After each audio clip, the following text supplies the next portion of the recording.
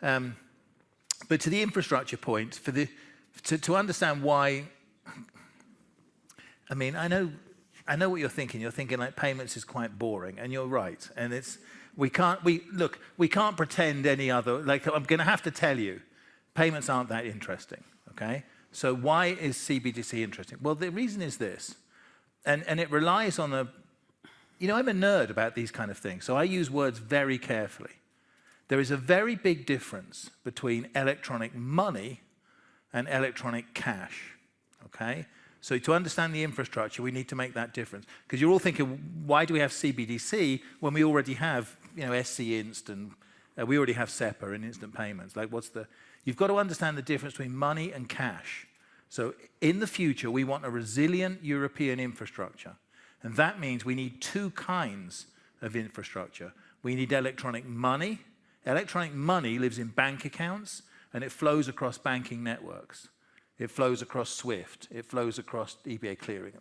So we have electronic money that lives in bank accounts and flows between bank accounts, and we need that, and we want that to be as efficient as possible, and we want it to work, as super fast and blah, blah, blah, with all the protections. Electronic cash doesn't live in bank accounts. Electronic cash lives in your pocket. I mean, not metaphorically, because obviously the electrons would slip through and fall out. So you have to have like a USB stick or a phone or something to put it in. But you know what I mean. You get the general point. Cash doesn't live in banks. Cash lives in your pocket, your car, your hat, your phone, whatever. We need both of these. Why? What's the crucial difference between the electronic cash and the electronic money? Electronic money flows through bank accounts. Electronic cash flows between devices. It doesn't go through banks. So if I pay you, imagine I'm paying you 10 electronic euros in the future, 10 digital euros in the future. Those digital euros go from my phone, my hat, my badge, my watch, my car, to your phone, hat, badge, watch, car. It doesn't go anywhere near banks. It goes from device to device.